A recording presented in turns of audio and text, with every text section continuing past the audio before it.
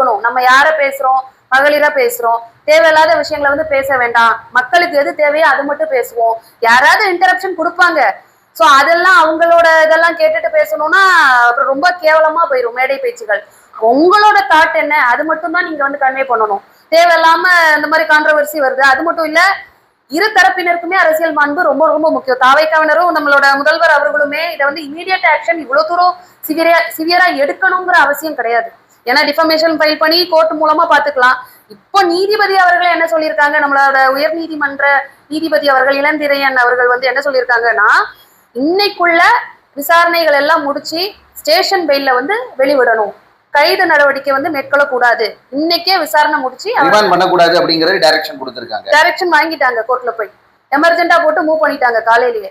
So அதுக்குதான் அவங்க 12 மணி வரை டைமிங் கேட்டாங்க. யாரு, திமுகவினர் வந்து 12 மணி வரைக்கும் டைமிங் கொடுக்கணும், அவகாசம் கொடுக்கணும்னு சொல்லி இது பண்ணி அவங்க அட்வொகேட் மூலமா வச்சு எல்லாமே இது பண்ணி ப்ராப்பரா முடிச்சுட்டாங்க. இன்னைக்குள்ள நீங்க வந்து விசாரணை முடிச்சு அவரை விட்டுருக்கணும். அதுதான் நம்மளோட ஜட்ஜோட தீர்ப்பு. இல்ல, இப்போ RS பாரதி அவர்கள் வந்து திமுகவோட முக்கிய செயலாளர் RS பாரதி வந்து என்ன சொல்லியிருக்காருன்னா, த்ரிஷா என்ன முதல்வரா பிரதமரா அப்படிங்கிற மாதிரி எல்லாம் கேட்டிருக்காரு. ஸோ அதனுடைய வெளிப்பாடு என்னவா இருக்கு, அவரோட வெளிப்பாடு? ஆக்சுவலா இது வந்து எனக்கு தெரிஞ்சு இது வந்து ஒரு தமிழ்நாட்டுக்கு இது முக்கியமான ஒரு விஷயமா அப்படின்னு நம்ம வந்து ஃபர்ஸ்ட் பார்க்கணும். எவ்வளவோ பிரச்சனைகள் இருக்கு. அந்த காவேரி பிரச்சனை, விவசாயிகள் போராட்டம், அது இது பாலியல் வன்புணர்வு, குற்றவியல் வழக்குகள் பயங்கரமா இருக்கு. இதுல ஒரு நடிகை, அவங்க யாரு, ஒரு நடிகையை பத்தி விமர்சனங்கள் வராத மீடியாக்கள் கிடையாது. அவங்க வந்து எல்லாத்துக்கும் ப்ரிப்பேர் ஆகி தான் அந்த ஃபீல்டே சூஸ் பண்றாங்க. அவங்கள பத்தி கான்ட்ரவர்சியா நிறைய வரும். அவங்களுக்கு வந்து அவங்க கூட தொடர்பு, இவங்க தொடர்புன்னு நிறைய கிசுகிசுகள், பயங்கரமான விஷயங்கள் வந்து மீடியாக்கள்ல வந்து நிறைய நடிகைகளை பத்தி வருது. அது வந்து 1 or 2ன்னு இல்லை, முக்காவாசி சொல்றேன். அந்த ஃபீல்டுக்கு வந்தாலே அவங்க வந்து பேசு பொருளா தான் மாறுறாங்க.